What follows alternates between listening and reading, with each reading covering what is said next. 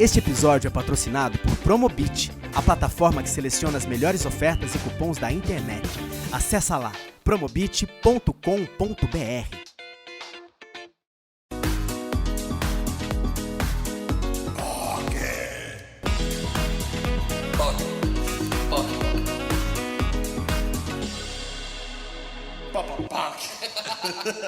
Oi, Poquezinhas! Oi, Poquezonas! Estamos de volta com mais um Poque de Cultura!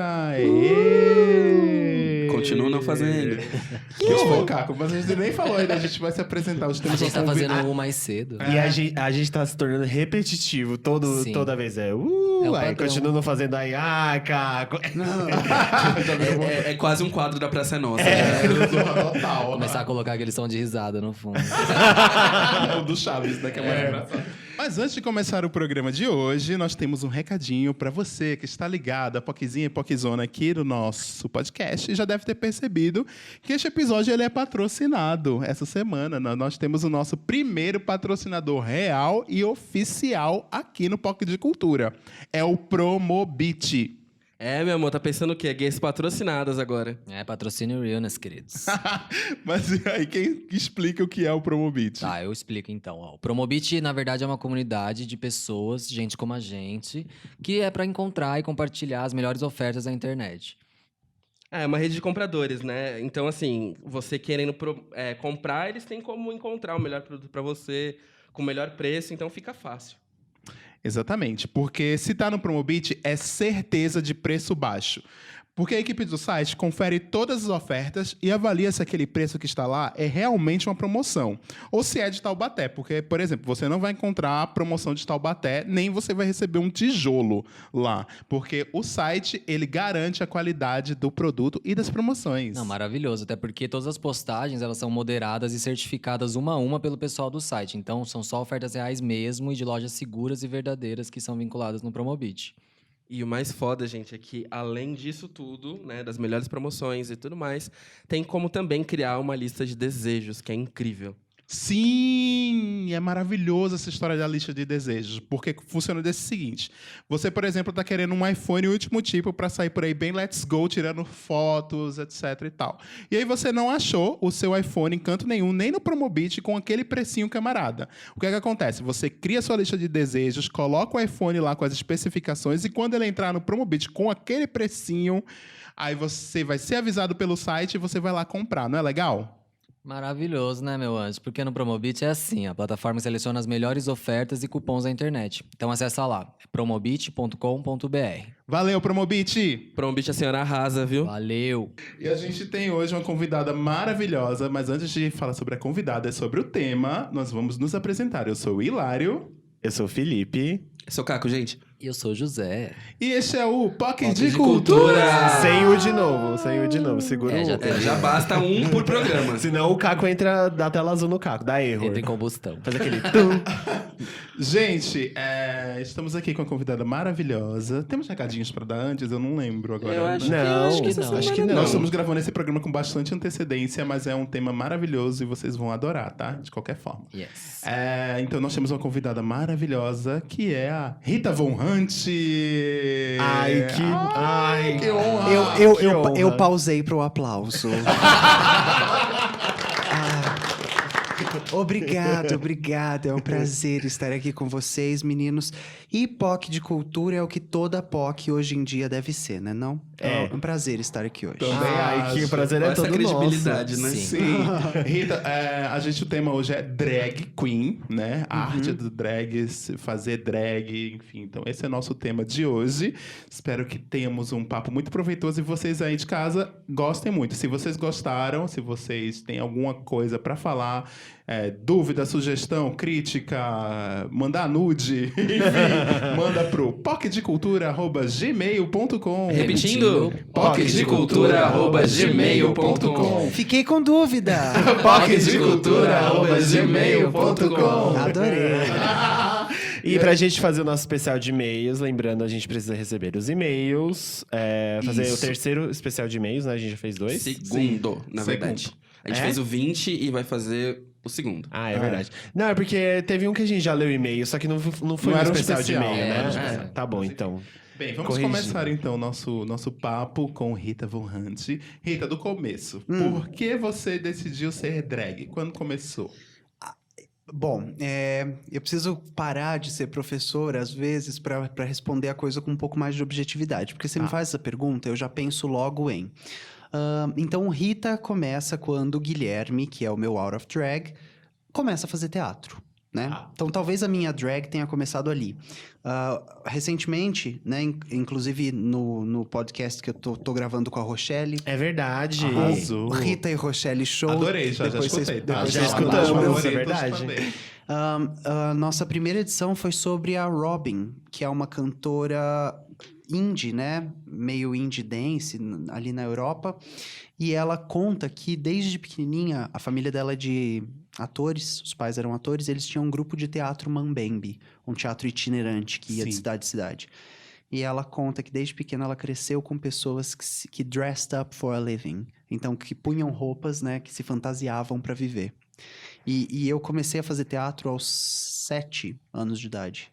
Então, 7 anos de idade, eu encenei Sonho de uma Noite de Verão e eu era Oberon, o rei dos gnomos. Ai, a Mas é balada. claro que não era o rei, era uma rainhona, assim, com capa, com coroa. Fiz minha mãe fazer uma puta fantasia. Sei. Tudo. Então, acho que eu já tava fazendo drag desde ali, né? Eu lembro, as criancinhas entravam no palco, então, os jovens atenienses com uma roupinha branca, no máximo um algodão cru, quando a mãe tinha um conhecimento de indumentária.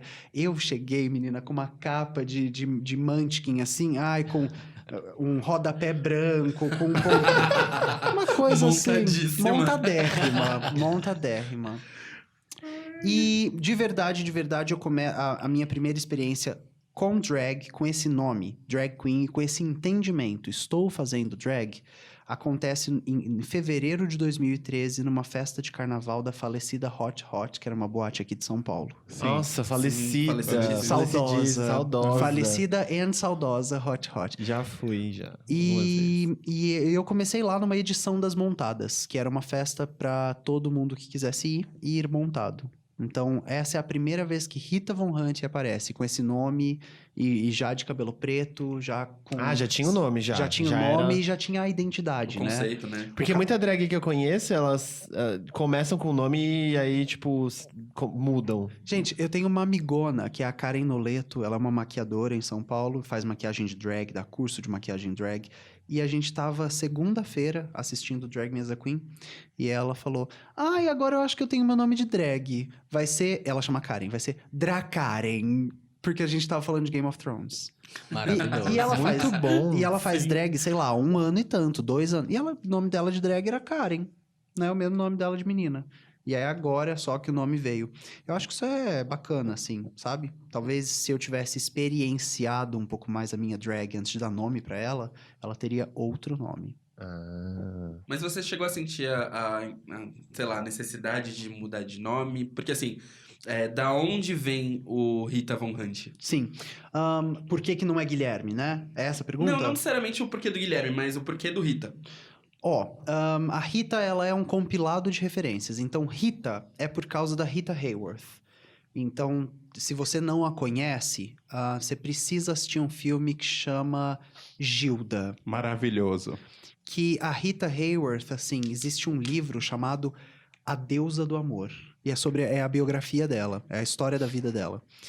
Então, a Rita, ela era uma coisa que arrebatava pessoas. E ela era uma mexicana que morava nos Estados Unidos. E era uma atriz, uma dançarina, uma cantora. E Hollywood olhou pra ela e falou, mexicana, você não vai fazer sucesso.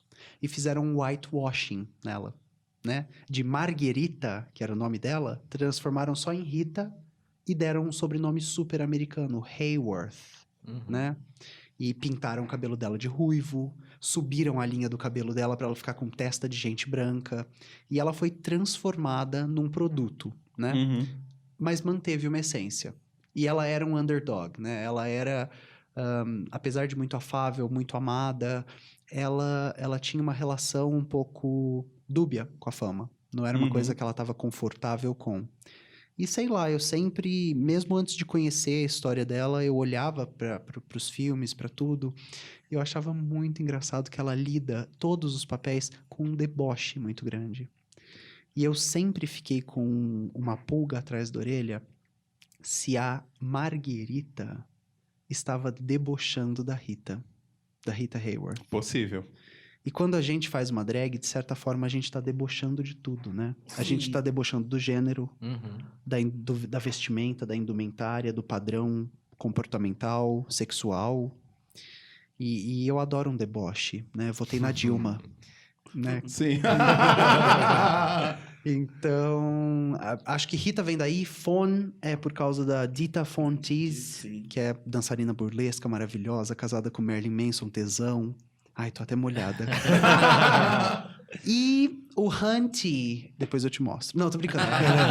É porque eu tenho um humor impróprio pro horário. E aí eu escolhi Hunty, que é a mistura em inglês de honey, que é alguém que você gosta, com cunt, que é alguém que você quer matar. Olha só. Né? Que sou bem eu. Caralho, que Eu amei. conceitão. Ah, eu sou assim, pós-moderna, pós-estruturalista. Nossa, mas muito bom, assim. amei. Cada um Muito. tem um detalhezinho. Adoro falar com uma- gente que né, Nossa, respira o sim. conceito. Todo- Mas eu falo, assim, inclusive já postei isso no Insta, postei na época que eu usava Facebook, postei no Facebook. Se hoje eu entrasse numa máquina do tempo e falassem, olha, aqui está dada a chance de novo de você trocar de nome, eu ia chamar Yolanda Vara Santa. Discorra. Discorra. Por duas coisas. Primeiro que Yolanda, no Brasil, é a família Buarque de Holanda, né? Sim. Que é resistência, é cultura, é dicionário, é linguagem, antropologia. Então, adoro Yolanda. E tem a coisa do apelido Ioiô, né? Que eu adoro. Mas agora, Vara Santa, além da referência, claro, a esse meu pinto que faz milagre... Tem a coisa que Vara Santa era um teatro no Chile, que abrigou refugiados durante a ditadura do Pinochet. Nossa. Caralho, mano. Então a galera que Não, eu tô impressionado. a galera que fugia do Pinochet se refugiava no Teatro Vara Santa. E aí eu acho que Yolanda Vara Santa ia dar muito pano pra manga.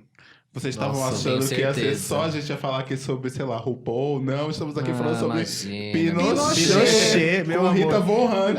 Eu quero outra Realmente salva de cultura. palmas aqui, porque olha... Eu estou... Mas Uma quem aula. acompanha, quem acompanha seu canal do YouTube já vê, né? Que você sempre traz muita referência nos vídeos. Tem um amigo meu, Miguel Andrade, que ele tem um blog que chama La Dolce Vita. Já indiquei ele aqui algumas vezes. E esse blog fala sobre Hollywood clássica, sobre essas questões. É muito maravilhoso. E ele compartilha todos os seus vídeos, Ai, né? que E comenta fofo. sempre. Maurício, né? Não, Miguel. Um beijo, Miguel. É o Miguel Andrade. Sinta-se beijado. E aí eu disse pra ele, eu vou gravar com a Rita Von Hunt. Ele disse, eu não acredito. Ela é maravilhosa, não sei o quê. E aí ele fica compartilhando. E seu canal sempre tem muita referência, né? Você acha que a drag tem que trazer isso? De trazer uma referência além da diversão? Sempre? Então eu vou responder com uma referência. Judith Butler, que hoje ela tá mais em voga do que, sei lá, calça jeans rasgada. Sim. Ela é uma filósofa norte-americana que explodiu Sim. Com a teoria queer, né? com teoria queer, né? Ela é o maior expoente da teoria queer, que é nada mais do que o estudo de gênero aplicado aos campos de cultura, política, vivência, etc, etc. Aí, uma pausa para eu tomar água, porque estou com a garganta seca. É a sede do conhecimento, gente. Judith Butler. Só me falhou o livro agora, mas como eu sou bem louca, vai vir no meio da entrevista e eu vou gritar. Eu acho que é Consuming Sexualities, não sei. A Judith Butler, ela tem o seguinte dizer. Que a drag, ela é forma. E que sem conteúdo ela morre. Drag é alguém que rompeu a barreira do gênero por um fim de performance e entretenimento. Para que você rompeu a barreira do gênero mesmo? É isso que a Judith Butler está perguntando.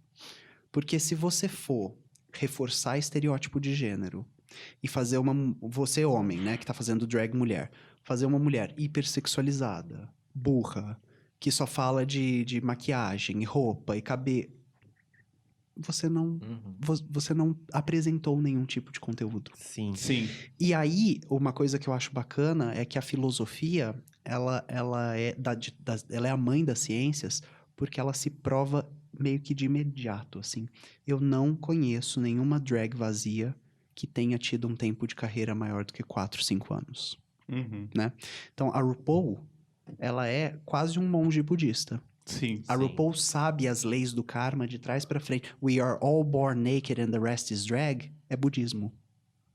Ela fala sobre não existe nada tão poderoso quanto você se transformar na imagem da sua imaginação. Isso é budismo. Uma série de coisas da RuPaul é budismo 101. E além disso, ela tem muito conteúdo, sabe? Muito. A bicha sabe muito de cinema, muito de música, muito de cultura pop. E é política, né? Sim. A gente tem visto os últimos episódios, ela zoando Trump, ela tem um ativismo político na internet e tal. É uma pessoa mais velha, né? A RuPaul vai fazer 60 anos esse ano. E claro que ela tem uma vivência, uma experiência e um discurso de alguém de 60 anos, né? Sim. Aqui no Brasil, a Rogéria falava que não existia isso de mulher trans. Ela era um homem. A Rogéria falava isso. Sim. E isso enfraquece o movimento. Sim. Isso descredita o movimento.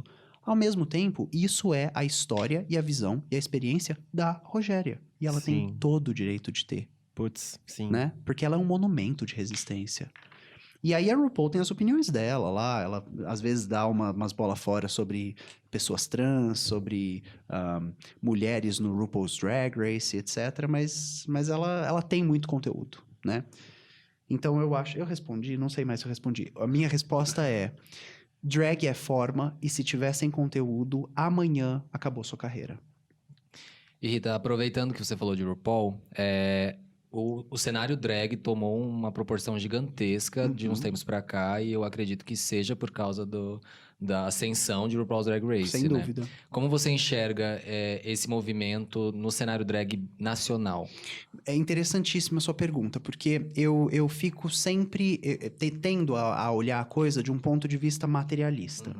Então, o que eu quero dizer com olhar a coisa de um ponto de vista materialista? É o seguinte, quando você faz drag, você usa maquiagem, peruca, figurino, pá. Tudo isso custa, né? Então, tudo isso tem um valor material. Como você compra todas essas coisas? Drag, por via de regra, é uma expressão artística da periferia. Quando drag começa nos Estados Unidos, quem faz drag é a galera muito pobre, né? Aí fica a dica de documentário Paris is Burning. Nossa, Maravilhoso. Você entendeu o berço da cena drag nos Estados Unidos. E aí, pós RuPaul's Drag Race... Então, vamos lá, vamos antes. Vamos pegar anos 60 no Brasil. Vamos falar de Miss Biá, vamos falar de Marcinha do Corinto, vamos falar de Fedra de Córdoba, vamos falar de Greta Starr. Essas pessoas, vocês sabem como que elas faziam cílios postiço? Linha de pesca, corta, cabelo, corta, cera de vela, cola, cera de vela, cola. Meu Meu Deus. Porque não existia cílios postiço para comprar. Como que elas faziam a afinação do rosto? Como que elas faziam a iluminação? Como que elas tampavam a sobrancelha? Tudo isso é um dado material. E com que dinheiro? E com que cultura? E de onde vinha? E os enchimentos? Tô tentando lembrar qual foi a drag que me contou. Cacá de Poli. Cacá de Poli, super das antigas, uma vez me contou que peito elas faziam com uma meia calça cheia de alpiste. Porque quando você colocava isso no sutiã, se alguém pusesse a mão, é a mesma sensação, ou uma sensação muito parecida com um peito de verdade. E balança, e se mexe. Então, quanta criatividade tem num profissional artístico que desenvolve um enchimento que é meia calça com alpiste dentro? Isso é muito brasileiro, né? Isso é Total. brasileiro. Isso é a raiz da cultura brasileira. É daremos um jeito. Sim. Não temos, daremos um jeito. Então, RuPaul explode.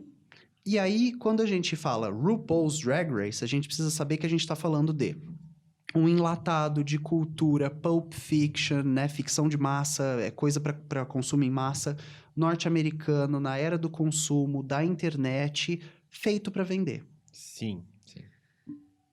De repente, em 2000 e a partir do 10, drag queen vira o emo de 2005. Que todo mundo Saudoso. era emo. Eu até hoje. Então, todo mundo, de repente, usava roupa Sim. listrada e uma franja e escutava My Chemical Romance. Corta pra 2010, é drag. Então, todo mundo se monta, todo mundo... Com o ganho de que, pelo menos, a drag propõe um tipo de experiência revolucionária, de certa forma, né? Existe nela um embrião revolucionário.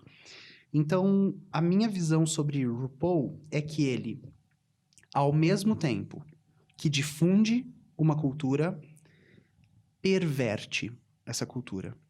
Porque o que passa no RuPaul não é drag. O que passa no RuPaul é um reality show, Sim. né? O que passa no RuPaul é uma brincadeira, né? E começou muito como isso, como uma gozação de America's Next Top Model com Project Runaway. Você mistura os dois, dava RuPaul's Drag Race. Sim. Sim. Que são, inclusive, Aham. os seriados mais... que a RuPaul mais gosta, né? Pois de, Sim, de total. conteúdo. Pois é. Então, eu acho que existe hoje uma herança positiva, mas nefasta também. Depende sobre qual perspectiva a gente vai olhar. Então, muito me assusta que Jasmine Masters, da 7ª temporada, tenha cogitado suicídio. Muito me assusta que Magnolia Crawford tenha precisado parar a sua carreira depois do programa. Que Serena Chacha tenha ficado anos sem trabalhar por causa do programa. Então, a gente tem Bianca Del Rio fazendo milhões e fazendo filme, viajando o mundo, e a gente tem Jasmine Masters, e olha que engraçado que é preta, Sim. pensando em suicídio. Sim. Então, e quando a gente trata de RuPaul, eu acho que existe muitos lugares a partir dos quais a gente pode olhar essa obra, né? Mas a minha visão é mais ou menos essa. E aproveitando para fazer um gancho com isso, você teve todo o histórico, né, também com a Academia das Drags e tudo mais. E como para você foi esse paralelo, né, de entendendo tanto o que você entende da cultura drag e, né, entendendo os espaços, entendendo a cena, como foi para você participar de um processo como esse que ele também tem o quê do desafio, né, do reality show, e ele também explora muito a criatividade e a construção do personagem, né? Porque eu acho que as pessoas tendem muito a reduzir o drag a pontos muito específicos, sabe? Sim. Do cabelão, as roupas de todo... Pedraria. Né? Exato. Bate-cabelo. E você vai muito numa margem completamente diferente disso. E Sim. como foi pra você? Como foi pra mim? Eu acho que se eu tivesse que resumir em um tweet, eu diria que foi uma daquelas oportunidades que é um trem passando na sua frente e se você apanhar, você vai pra algum lugar e se você não apanhar, você vai falar, opa, o trem passou. Sim. E eu sempre fui muito caruda. Assim, eu comecei a dar aula aos 14 anos de idade e eu não estava pronto. Mas here comes a fact. Você nunca está. Pra nada.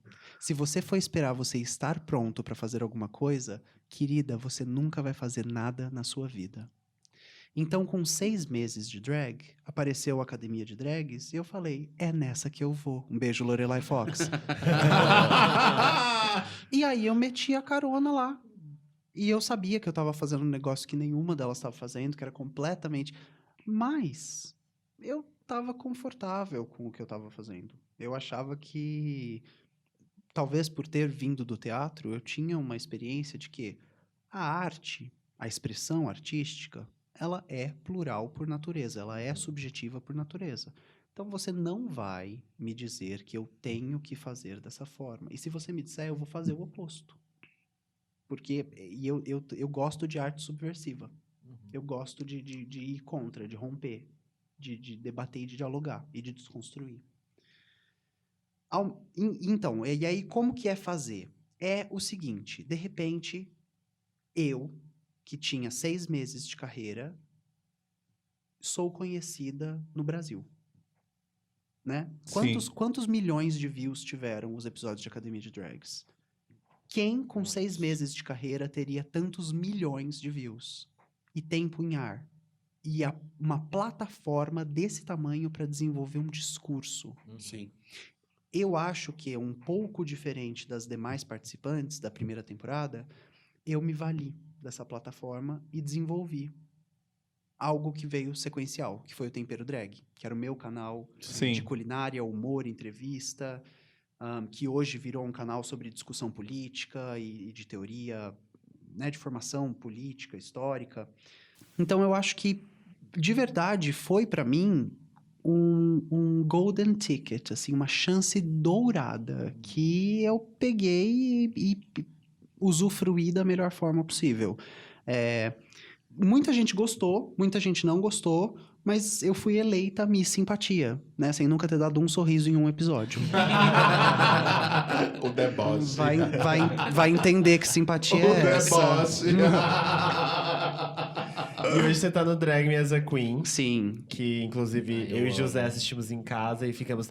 Drag Me As a Queen! Glória Groove que gravou. Ah, é? Tá zoando? Gente, a música de introdução é da Glória Groove, tá lá nos créditos meu todo Deus. episódio. Um beijo, Glória! Ai, Glória, por favor. Se você estiver ouvindo, né, que já seria um grande favor. momento, vem pra cá. Ai, eu adoro você, adoro a Penélope, adoro a Ícaro. Nossa, a Ícaro maravilhosa. E como que tá sendo e como que foi o convite, como você entrou, conta pra gente. Eu vi um dado outro dia que o Drag Me as a Queen no México tem mais audiência que as Kardashians, né? Hoje a gente de Ai, verdade. olha só. Não, eu não vou falar que não é no México, mas é também na Argentina e na Colômbia. Não vou. Arrasou! Quem é que eu- Kardashian? Eu nunca falaria isso. E no Brasil. Mas a coisa bacana é que esse dado chegou até a gente como um comentário, assim.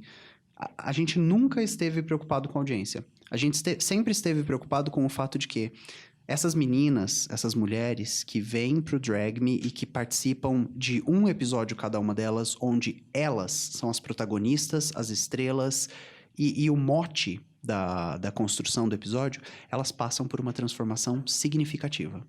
Então, pós-programa, segunda temporada, tem gente que mudou de país, foi morar no Canadá. Tem gente que tá grávida de novo, tem gente que reatou casamento, tem gente que desatou casamento, tem gente que trocou de profissão completamente. Na primeira temporada, uma das meninas virou uma drag queen profissional, Caralho. que é Morana Evermore. Ela hoje toca em parada gay, toca em boate, ela tá sempre fazendo DJ set em São Paulo. E ela virou uma drag queen profissional Aham. a partir dessa experiência. Não foi um convite, foi um casting, né? Então, era um open call, a plataforma lá do E! Entertainment Television no Facebook colocou. Você é drag queen? O E! está com uma produção nacional, tarará, e precisamos de uma apresentadora. Ninguém sabia que seriam 3. Mande um vídeo para respondendo Mandei, porque eu sou caruda, mandei lá meu vídeo. Gravei num dia que eu tava gravando Tempero Drag, gravei o vídeo e mandei. Já faltando, sei lá, 4 dias pra encerrar. 200 drag queens se candidataram. Dessas 200, 30 foram chamadas para um teste presencial de câmera, memorizar texto, interagir, nananana. Dessas 30, ficamos 4. 4 gravamos um piloto. E das 4, as 3 foram selecionadas. Então, o I, ele acontece em vários lugares do mundo. Sim. Aqui no Brasil, ele acontece em paralelo com Brasil, América Latina e Estados Unidos. Então, as decisões, elas são sempre tomadas em uma rede, né? Uhum. Então, Estados Unidos tem uma dinâmica, América Latina tem uma dinâmica, Brasil tem uma dinâmica, né? Porque a gente não fala espanhol. Sim. Então, é muito legal, assim, entender isso. E tem sido uma experiência sui generis na minha vida, porque nunca tinha ido ao México, a gente foi fazer turnê, fomos ao México, conhecemos o canal lá, as pessoas lá, visitamos o BuzzFeed do México. Fomos à Colômbia, fomos à Argentina, fomos ao Chile. E é quando eu imaginei, né, que um cara de peruca e vestido ia fazer tudo isso, né? Eu comecei minha vida como professor, depois eu virei ator / professor, depois eu virei ator / professor, escritor e drag queen. E cá estamos. Amo perfil do LinkedIn. Ai, o meu perfil no LinkedIn é drag queen marxista mística. Maravilhosa. Mística? Mística. Que signo? Eu sou libriana. Libriana é meu ascendente. Olha, E temos o aí seu uma- ascendente? eu sou Libra com ascendente em Sagitário e Lua em Libra. A gente tem que fazer um episódio de signos. Tem, por Temos. favor. E chama um astrólogo, sabe? Sim, Sim. sim. E aí a gente chama você também, porque você é mística. É. mas o meu misticismo não é tipo a Sense Márcia, assim. Tipo, X-Men, é a mística do X-Men.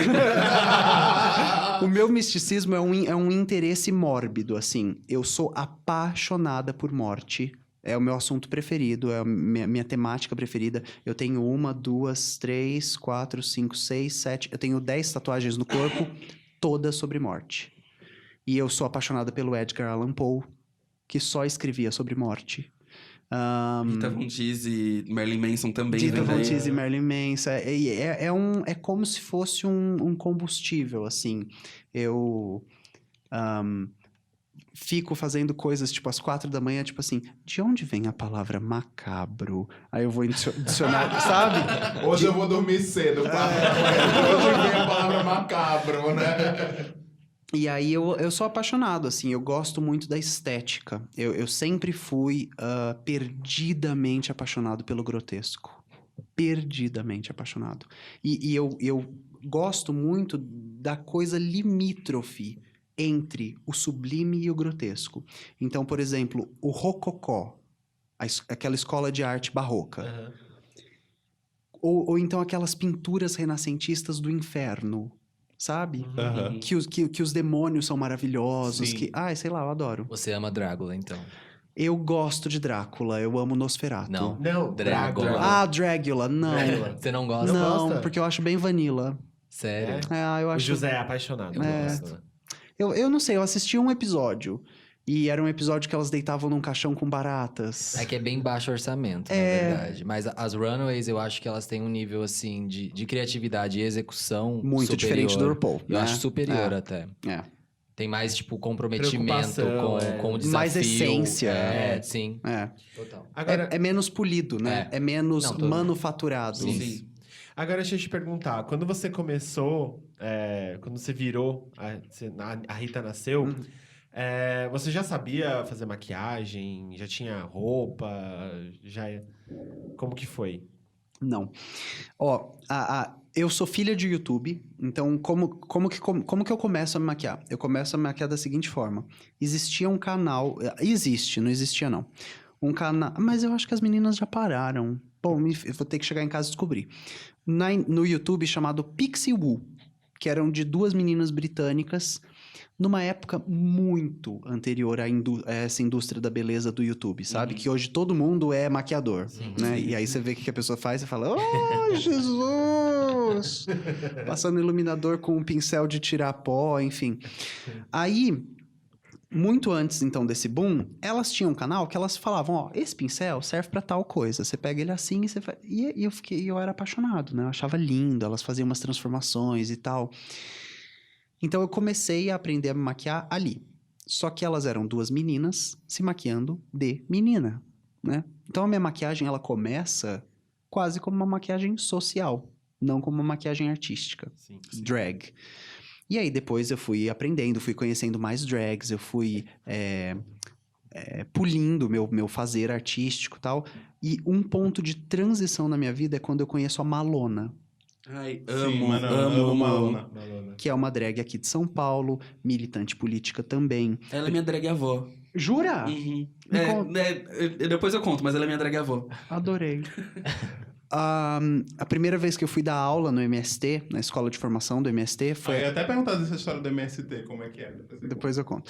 Foi através de Malona, né? E então, hoje ela é minha melhor amiga. Se a gente se juntar, a gente vai ficar 4 horas rindo, batendo papo e bebendo gin. E quando eu a conheci, a Malona, ela é costureira, ela é maquiadora e ela é peruqueira. Então, quando eu a conheci, ela falou, vem cá, deixa eu te mostrar um negocinho. E aí ela começou. Tá vendo que se você usar esse tecido ao invés desse, dá esse efeito?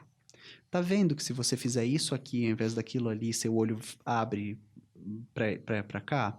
Tá vendo que se você pentear a peruca ao contrário, ela ganha volume, depois você penteia ela de volta e ela assim? E aí eu comecei a aprender a fazer drag. Até então eu me montava de drag. Eu não tava fazendo. Sim. E quando eu conheço Malona, e aí é por isso que eu falo que indústria da cultura é diferente de cultura. Cultura drag é cultura de costureira de bairro. Sim. Indústria da cultura é curso do Senac, do Sebrae, de não sei o que, de costuração, sabe? De costuraria. E aí eles vão pôr o nome em inglês, vão pôr tailoring, que é pra poder vender. Mas conhecer uma drag que Malona começou muito antes de RuPaul explodir, do seriado, foi me abrindo um caminho de um fazer artístico. Putz, que legal. Que foda. Explicando Isso que é rapidinho. POC de cultura. Explicando rapidinho de onde veio a questão da Malona foi... Eu trabalhava numa agência de publicidade em São Paulo. E nessa agência tinha a Nina Fur, que é Filha a de filha da Malona. Malona. E aí a gente tava no impasse porque a Nina ia sair da agência, só que ela ainda ia... A gente resolveu... Porque assim, a gente fazia sempre umas festinhas na agência e rolou de acontecer um primeiro lip sync battle. Olha... E aí, esse primeiro lip sync battle que rolou, ele não foi oficial, só que rendeu muito pra agência, porque foi, tipo, no meio de bebedeira e tal, todo mundo brincando. E aí, a gente fez o primeiro episódio, né, do lip sync battle, que eu ganhei, inclusive. E aí... Uma vitoriosa desde o berço. E aí, nesse processo, foi de conhecer... Porque, assim, eu não tinha contato com uma drag próxima. E conhecer a Nina foi o meu primeiro, né, viés com uma drag próxima. E a gente foi conversando, não sei o que, eu entendendo e tal. Tanto que quando lançou a 7ª temporada, o primeiro episódio da 7ª temporada foi a primeira vez que eu me montei, tipo, do rosto pra cima. Tá. Então eu tava com maquiagem de olho, uma peruca e tal. E assim, eu gostei muito, mas eu fiquei tipo, tá, eu faria algumas coisinhas aqui. E foi o que me deu o estalo de, tipo, pô, legal isso. Passado um tempo, a Nina ia sair da agência. E no que ela ia sair da agência, a gente teve a 2ª edição. Na 2ª edição, a Malona foi participar, desmontada. Bárbaro. Mas ela foi participar e, tipo, tinha aquela coisa meio de house mesmo, porque veio a Malona, veio a Nina, não sei o quê. Tinha esse lance... Kelly Caramelo. Sim, sim. E tava todo nesse rolê, assim, tava todo mundo nesse rolê. Até que chegou um momento onde a Nina virou e falou assim, olha, eu não vou... Porque ela era a nossa RuPaul, né? Era a única pessoa que se montava bem e sabia o que fazia. Ela falou assim, eu não vou mais conseguir fazer isso, porque eu vou sair da agência. Aí eu falei, tá, né? E aí, ela falou assim, eu estou passando meu bastão. Ela entenda como quiser. Aí eu, beleza, agora eu tenho que me montar, é isso. E aí foi o processo de, tipo, entender o que era a minha estética, entender o que eu queria fazer, como Suas eu ia me montar, referências. referência e tudo mais. Saiu uma versão B ainda do que eu gostaria de me montar na vida, sim. Mas foi a primeira experiência de performar. E esse dia foi tão bizarro, porque assim, eu tive crise de ansiedade no trabalho. Eu tive crise de cliente, deu a maior treta de cliente possível. E eu fui performar pela primeira vez na frente da agência toda, montado. E eu performei a Will Survive. Ai, e pra mim foi, tipo, que foi... hino! Foi meio que, assim, a ligação de tudo pra chegar numa coisa só. E é muito foda, né, a experiência de você estar na frente das pessoas e entendendo as pessoas te entendendo enquanto drag, enquanto performer, mas você também se entendendo no ponto. Isso chega na pergunta que eu vou fazer. Foi tudo amarrado, viu, gente? Olha, Conceito. que premeditadora. É Capricórnio ou Virgem? Não, é touro. Capricórnio sou eu. Virgem sou eu. Vocês veem, eu sou apenas mística de hobby. E a primeira vez que eu me montei foi uma coisa muito bizarra, né, bizarra no sentido ruim da palavra, porque eu experienciei assédio Sim. Muito forte. Assim, eu tava de tipo, hot pants, assim, e uma camisetinha e tal. Então, assim, o tanto que eu recebi de, tipo, cantadas chulas, passada de mão e coisa do gênero, isso num ambiente que era um ambiente de trabalho. Sim. Eu recebi disso e eu fiquei muito assustado. Do tipo, caralho, né? Isso que eu estou performando drag, as pessoas sabem como eu sou fora disso e olha o tanto de assédio que eu tô recebendo. E se isso pra você, né, que performa um drag que inclusive tem muitas referências do feminino no visual, como é pra você a questão do assédio e a relação direta com o universo feminino? Ó, é maravilhoso que a gente esteja conseguindo falar disso no podcast, porque a gente precisa voltar para o nosso entendimento de estudo de cultura. Então, quando um colegial, né? O terceiro colegial, o segundo colegial, o primeiro colegial faz um trote no qual os alunos farão um dia do trocado. E eles vão se vestir do outro gênero por diversão. Quando os meninos se vestem de meninas, eles estão colocando para fora estereótipos de gênero. Sim. Só que aqui está um dado muito precioso da nossa cultura. Os nossos estereótipos falam sobre quem nós somos. Então, os estereótipos de cultura feminina produzem a loira burra, a hipersexualizada, a donzela indefesa, a inútil e por aí vamos. Quando uma drag queen ou uma pessoa vestida de outra coisa ou uma travesti sofre o assédio, a gente só está podendo olhar no microscópio ou na lupa, na lente de aumento, o que acontece todo dia com todas as mulheres do nosso país. Sim. Então, o assédio que a arte joga uma luz que magnifica, né? que amplifica, que deixa grande, é só um recorte do que acontece todo santo dia com toda vivência feminina nesse país. Então, a gente precisa entender que é um dado alarmante que precisa ser revertido e precisa de trabalho de base, e precisa de conscientização, e precisa de transmutação de um papel identitário, precisa combater estereótipo, né? E drag é uma das ferramentas para fazer isso, né? Por que que a minha drag, ela já é... No palco, eu sou uma dançarina burlesca, uma stripper. Sim. E fora do palco, eu sou uma senhora que já passou dos 50, que está sentada em casa debatendo materialismo cultural, Eu. né? Todas nós. E por que que eu não hipersexualizei a minha drag? E por que que a minha drag fala sobre Aristóteles e Platão e Foucault?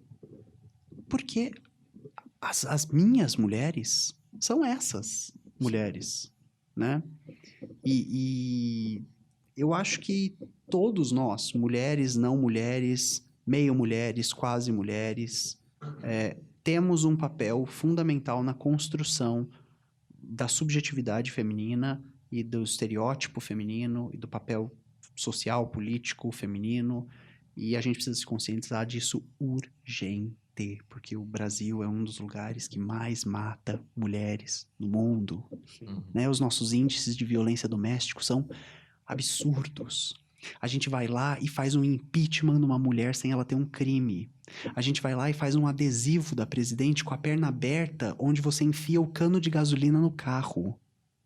E agora, durante o governo Bolsonaro, a gasolina já está X vezes mais cara do que estava com a Dilma e ninguém fez nada. Sim. Sim. Sim. Isso é um dado de cultura, né? E lembrando que somos o país que mais mata mulheres trans. Então, Sim, né? Sim. E que mais consome pornografia Que trans. mais- Sim. Exato.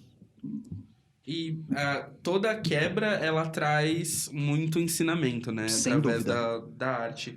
E qual você sente que foi uma das quebras que te apresentou novas formas de arte que você pode dividir com a gente através da drag? Nossa, eu acho que drag é um exercício majoritário de alteridade, de se colocar no lugar do outro. Então, fazer drag tem me possibilitado fazer novas amizades. Eu acho que talvez esse seja o principal eixo pivotante. Ai, tô falando inspirada hoje. Mas o principal eixo de mudança, né? O principal troca de paradigma na minha vida. Eu sou muito tímido e muito reservado. Sempre tive poucos amigos. E aí, de repente, eu começo a fazer drag. Que é um negócio de mega exposição, de hiperexposição, que todo mundo sabe quem você é, e que às vezes você tá no metrô e alguém grita, Rita! E que você tá almoçando e alguém fala, oi, posso tirar uma foto? Assista. E aí eu tô, através disso, descobrindo como é lidar e ser uma pessoa que tá caminhando pro público, né? E assim, com uma esfera muito pequenininha, porque eu fico imaginando como é a vida da Pablo Vittar, Nossa Sim. Senhora. né? Será que ela pode ir na padaria? Provavelmente não. Provavelmente não, né? Será que é isso que eu quero pra minha vida? Será que é nessa que eu vou? E aí eu penso nisso às vezes, mas eu acho que drag me ensinou muitas coisas, então eu tenho tido um ampliamento do meu círculo social. Mas drag, uma coisa que drag me ensinou muito lindinha é quando você tá cansado, você descansa, você não desiste. E a nossa cultura nos ensina que quando você tá cansado, você desiste. Sim. Sim. E drag tem me ensinado que quando você tá cansado, você aprende a descansar, não a desistir. Ai, que maravilhoso. Nossa, maravilhoso. É. Mas acho que a sua drag é bem necessária também, sabe? Que Essa bom. ferramenta é muito Que bom, necessária. que bom porque ouvir senão a isso. gente fica muito focado, pelo menos é a minha opinião. Tem uma galera muito focada no carão e muito Uhum. pouco no conteúdo, Uhum. entendeu? Eu acho que tem que ter um conteúdo, porque a RuPaul, por exemplo, ela não é a RuPaul porque ela tá no melhor vestido, a melhor peruca. Não. Ela é por causa do conteúdo que É. ela tem, É, né? com a ascensão de RuPaul, falando mais uma vez da ascensão de RuPaul, a gente já discutiu sobre fanbase tóxica aqui Sim. no programa e fez um episódio sobre RuPaul's Drag Race. E a gente vê essa galera totalmente, pouco se ligando com qualquer tipo de conteúdo ou com qualquer tipo de militância vindo de drag queen. Quando passa no programa, tudo trocando por uma drag que seja, sei lá, Bonita e uma polida. estética, É. por estética, É, sabe? ou então que seja apenas bonita fora de drag, Fora né? de drag. Uhum. Nossa, sim, Ah, sim. total. A maioria Tem delas total. é É. enaltecida em função da persona Total. fora de drag. É. Uhum. Eu ia perguntar sobre a questão do MST, né? Porque você tá aí nas cabeças, vamos dizer assim, né? Você tá num programa no Drag Mesa Queen, você tem uma plataforma relativamente grande hoje no Brasil, muita gente te segue, muita gente te acompanha nas redes sociais, etc e tal. E mesmo assim você tem uma veia militante muito grande, Sim. né? Tanto é que você fala abertamente que dá aula no MST, que você se relaciona com isso, que você votou na Dilma, etc e tal. Você vê que isso fecha as portas de alguma forma ou não para você? Isso é Eu legal? vejo que sim. O Brasil, ele é esse lugar de ideias fora do lugar, né? Sim. Para roubar um termo do Robert Schwartz. Aham. E as marcas não... Ai, que bom que eu tô podendo falar isso. Todas essas marcas militudas, Sim. sabe? As marcas do Lacrei, Sim. as marcas do... Oi, viado, agora tem um tênis pra você, venha comprar. A gente tá interessado no seu dinheiro. Aham. Elas nunca se atrelam a figuras políticas. Sim. Ou sim. figuras politizadas. Sim. Então, o que a gente está vivendo nesse ciclo capitalista de mercado de especulação, de mercado financeiro, é meio que tudo que é concreto está se desfazendo no ar, né? Então, o que a gente está vivendo olha, nós somos uma marca milituda, né? Mas a gente não vai se associar a nenhum militante. Aham. A militância de pochete, né? A militância é só para vender, tá bom? Mas depois acabou. Nós Sim. somos uma marca milituda. E sabe quantas pessoas trans a gente contratou? Zero. Sim. Poxa. Nós somos uma marca milituda. E sabe quanto da nossa verba é revertida para campanha de conscientização e não violência? Zero. Principalmente Mas- no mês que a gente tá, junho. É. Orgulho ali. Agora começa a aparecer, mês do orgulho da surgir diversidade. Muitas aí, marcas que apoiam, É. muitas marcas arco-íris que... em todo o Facebook de É. marca. E aí é sempre isso, né? A prova dentro do capitalismo é put your money where your mouth is at. Né? Então, se sua boca tá num lugar e sua carteira tá em outra, você é uma farsa, Sim. Sim. né? É importante que a gente saiba isso, que a gente discuta isso. Mas, bom, é só me comparar. Então, eu tenho hoje, sei lá, 70 mil seguidores no Instagram e tal. Tenho um canal com 60, 70 mil inscritos. Então, é só me comparar com outras pessoas que tenham os mesmos números e ver quão flerte de mercado a gente faz, né? Sim. Quanto a gente flerta com o mercado. Mas eu não tô interessado nisso, né? Eu não comecei a fazer drag pra ganhar maquiagem. Eu não comecei a fazer drag pra fazer anúncio de pasta dental. Eu comecei a fazer drag pra lutar contra o que eu acho que tá errado e ter uma voz que possa servir de consolo ou de farol pra outras pessoas que não têm voz. Sim, a gente falou, fez um episódio sobre Pink Money e a gente falou muito sobre isso. Sobre como as pessoas elas usam da militância LGBT para vender, para conquistar essas coisas, mas tipo, elas não se preocupam que, por exemplo, a pessoa tá saindo do show dela, daquela figura, e a pessoa pode ser morta ali na rua e ela não tá nem aí, né? Ela não vai se posicionar, eu não vou me posicionar. E a gente fez esse episódio, teve muita repercussão entre o nosso público, das pessoas dizendo, nossa, realmente a gente tem que focar em figuras que façam alguma coisa Sim, pra gente, sim. né? É interessante você não ter essa questão de se preocupar em ser polidamente pra, né, Pra interessar a marca. Isso, exatamente. Eu acho Não. interessante, de certa forma. Mas é que eu sou bem louca, né? E também tem uma coisa, eu sou privilegiado. Sim. Então, eu só posso adotar essa postura Aham. porque eu não preciso, Sim, né? entendi. Então, assim, eu ficaria muito feliz de assinar um contratinho de 100 mil reais. Sim. Quem não Todas ficaria? nós, né? Nossa, inclusive, Quem se não você- ficaria? Alô, marcas. São as militudas, por favor. Marcas, por favor. Mas eu não tô passando fome. Sim. Eu tenho emprego. Aham. Eu sou um trabalhador independente livre. Sim. Eu faço os meus horários, eu trabalho. Eu não parei de dar aula. Eu nunca vou parar. Porque na sala de aula eu tenho um poder que a minha drag não tem. E fazendo drag eu tenho um poder que na sala de aula eu não tenho. Então eu nunca vou parar nenhuma das duas coisas. Eu ainda sou um pesquisador dentro da USP. Eu ainda tô fazendo meu projeto de mestrado. Então, eu não acho... E isso até talvez eu tenha aprendido muito com a Pablo, sabe? Sei. A Pablo é uma pessoa muito... Ela é uma artista, Sim. muito consciente. Artista! E ela, uma vez a gente tava batendo papo, conversando, e ela me falou, assim, que ela sabe que a Pablo não é pra sempre. E que ela vai se valer desse momento da vida dela, da melhor Sim. forma que ela puder. Uhum.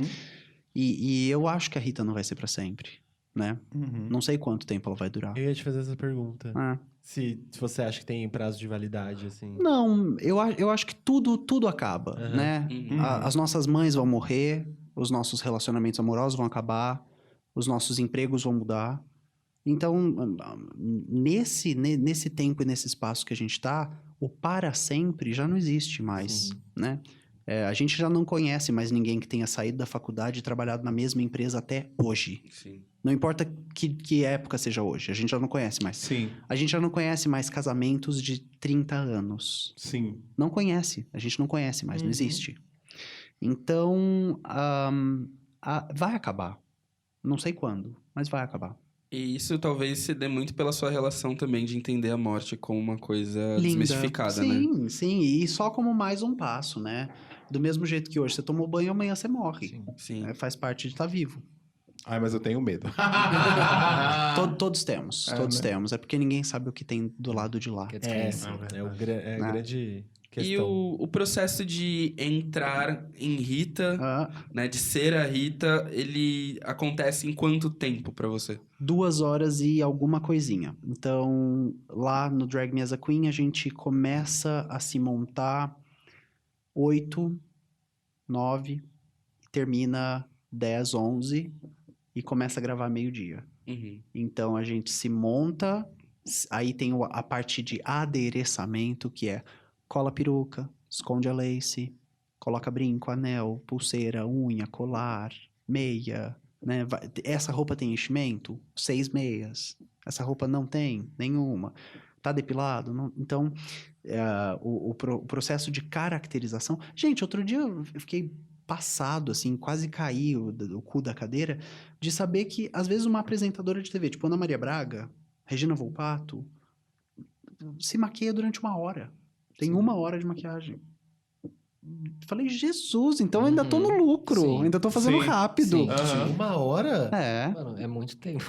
Não, a gente... Pra ser filmado em Pro Full lápis do HD. olho? Mas é porque tem que parecer que você tá sem o lápis. Sim, Tem que fazer maquiagem pro HD. É muito bizarro isso, né? A maquiagem do HD da TV, do Full HD. Sim. Que aparece tudo, assim. Tanto é que quando começou o HD aqui no Brasil, teve o maior debate. A Ana Maria Braga ficou super, super assim, meu Deus, vocês precisam melhorar, vocês precisam melhorar. E a Globo fez vários e vários cursos com os maquiadores da Globo, porque a Ana Maria Braga foi uma das que mais reclamou que precisava, porque começou a sair pontuar aquelas matérias machistas, né? Agora, com HD, você consegue ver todas as rugas da Ana Maria. Que horror. Essas Que horror, coisas, né? que horror. Aproveitando que a gente tá falando de entrar na Rita, como que é a sua... Você muda, tipo, a sua... O seu é um personagem? Como que você... Sim. Eu gosto de falar que é uma persona. Então, persona é uma palavra para máscara. Então, a Rita é uma máscara que o Guilherme usa para falar com o público. Da mesma forma que Madonna é uma máscara que a Madonna Verônica Luiz Ticone usa para falar com o público. então feliz que temos um fã de Madonna aqui. Sim, das antigas. Que pra mim a carreira dela começa lá com Holiday e termina em Confessions on a Dance Floor. Não me venha falar do que veio depois. Poxa. Nossa, você não tá gostando da Madame X? Não precisa responder. E aí, Tá difícil mesmo. todas as pessoas públicas, né? O Silvio Santos não chama Silvio Santos, ele chama Cenoura Bravanel. A Lady Gaga chama Stephanie Germanotta. Sim. E aí a gente volta pro RuPaul. A gente nasce pelado e daí em diante tá todo mundo fazendo drag. Sim. Quando você se apresenta, oi, meu nome é Dr. Pascoal, eu sou médico obstetra, você tá fazendo drag, você não é médico obstetra. Você trabalha com isso, essa não é a sua identidade. Sim, Você não pode se apresentar como isso. Caia na real. E aí, eu acho que a Rita, então, ela faz coisas que o Guilherme não faz. Ela pode coisas que o Guilherme não pode. Ela tem permissões que o Guilherme não tem. Mas ela não é um personagem, né? Ela não tá escrita. Ela não tem script. Ela não tem... Vamos lá. O que é a persona e o que é a personagem? A personagem é assim. Coringa, do Batman. Quem já fez? Heath Ledger, o Jack Nicholson. Então, o Jared Leto. Todo mundo pode fazer ele. Rita Von Hunt. Ninguém nunca vai poder fazer a Rita. Não vai ter como. Então, essa é a persona. Quem pode fazer a Madonna? Ninguém nunca vai poder fazer a Madonna. Quem pode fazer a Marilyn Monroe? Nunca, ninguém. Porque essa é a persona. É uma máscara que é feita só pra você e que só você pode usar. Sim. E dentro disso, uma questão que sempre me atrai muita atenção, né? Quando a gente fala da divisão do drag pro pessoal e tal. Acompanhei muita entrevista da Lia, da Glória Groove, falando sobre isso. Sobre as questões de afetividade enquanto drag, né? De como as pessoas se comportam e de como é a afetividade pra isso. Eu tinha até pesquisado sobre isso também, você vai perguntar sobre... Eu já entendi essa pergunta, pode perguntar. Que é pra saber como é isso também pra você, assim, como você entende as relações de afetividade que acontecem a partir do momento que você se entende enquanto uma drag full-time, sabe? Trabalhando o tempo todo com isso, se isso prejudica seus relacionamentos ou se ele acrescenta seus relacionamentos e como é a relação com... Era exatamente a mesma Sim. pergunta. Você sabe, é muito engraçado. Eu ainda preciso parar de verdade e pensar nisso. Porque toda vez me perguntam, eu às vezes respondo alguma coisa, às vezes respondo alguma outra, mas eu nunca de verdade parei e falei, vou analisar essa questão. Então, eu tenho muito mais amigos, eu tenho muito mais pessoas que me conhecem, muito mais pessoas que me seguem e muito mais chances de fazer novos amigos, né? Sim. Então, eu viajo o Brasil com uma coisa chamada o Curso Revolucionário da Rita Von Hunt, E em cada lugar que eu chego, eu conheço pessoas que concordam com as minhas ideias, leem os textos que eu indico, querem discutir as questões que eu levanto. E, gente, esses são os quesitos para ser meu amigo, né? Sim. Então, eu sempre brinco, eu não tenho fã, eu tenho possíveis amigos. Eu tenho chances novas de amizade. Sim. Então, esse lado é muito bacana. Só que o lado amoroso, pra mim, nunca foi uma questão. Então, eu começo a fazer drag em 2013. Eu namorei de 2013 a 2015, 16. Aí fiquei solteiro. Aí também fiquei solteiro igual chuchu na serra. Quem conhece o ditado sabe o que eu disse. Então, nunca foi uma questão. Fiquei com várias pessoas, tive vários trelelês que viraram trelelês mais sérios, nenhum namoro, tarará, tarará. Aí, em janeiro do ano passado, conheço o meu atual namorado, né? Então, de verdade, pra mim, toda vez que alguém começa com essa história, ai, porque quando você é drag, existe... Eu falo, ai, bicha, menos, né? Tudo bem, se você quiser raspar as duas sobrancelhas e viver de unha postiça, não é drag que tá impossibilitando sua vida afetiva. É o freak. É a estética freak.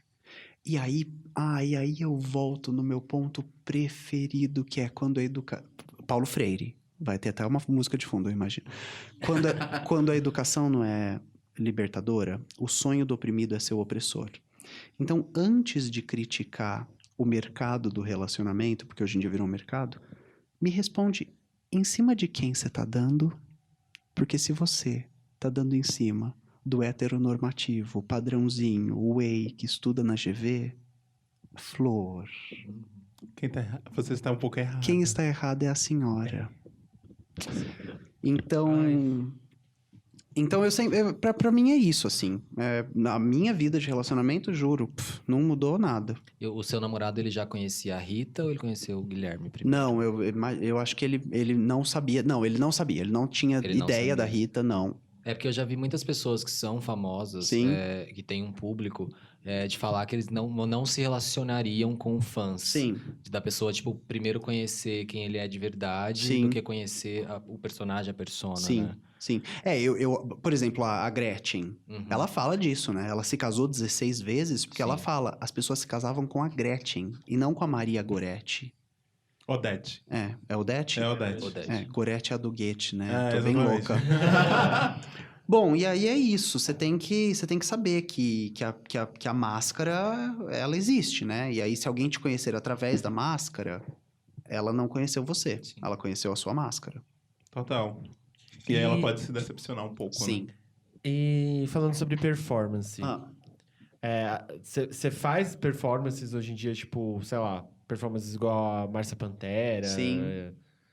faço. Você faz lip sync? Faço. De quais músicas você gosta de no fazer lançamento do lip sync? Drag Mesa Queen, que foi naquela balada lá que eu esqueci o nome, É, eu tava lá. 555. No 555, eu Na tava lá. Priscila. Isso, e a sua apresentação foi maravilhosa. Ah, eu tava lá também, Você eu tava lá acho. também? Eu Tava. fiz Lançamento do Drag Mesa Seven Queen? Nation Army. Aham. Não. Tan, taran, Sim. tan, Você fez tan, essa? Sim. Ai, olha aí, tá vendo? É o conceito. Sim. É o conceito. E aí eu faço essa... Por exemplo, eu costumo sempre ficar pelada no palco. Sim. Sempre.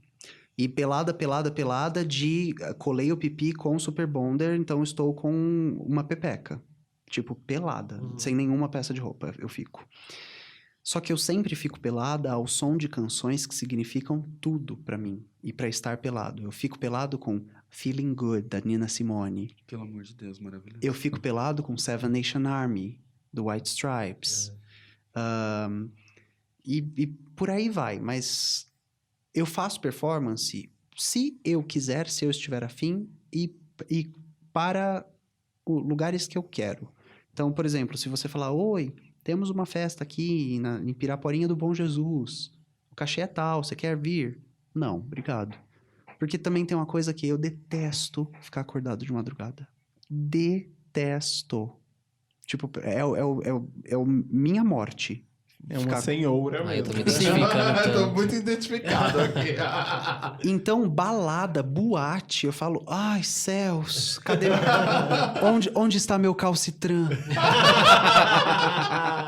E não gosto. Também tem aquela coisa o som é muito alto, não consigo conversar. A bebida é cara, sabe? Sim. Pra que eu vou pra esse lugar? Jesus Cristo. E também tem a coisa o show na boate, o público tá drogado ou bêbado. Aham. Ou querem ver uma coisa que...